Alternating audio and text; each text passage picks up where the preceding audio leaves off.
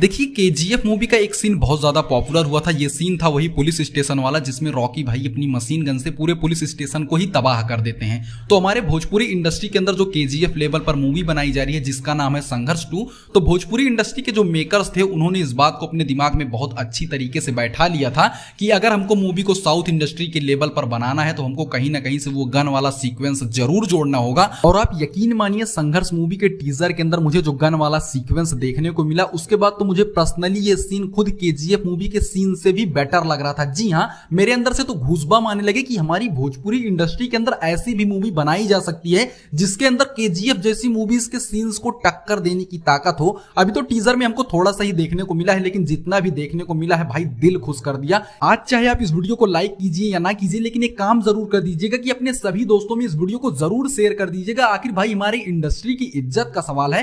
वैसे दोस्तों आप खेसारी भैया के इस गन वाले सीन को 100 में से कितने नंबर देना चाहेंगे?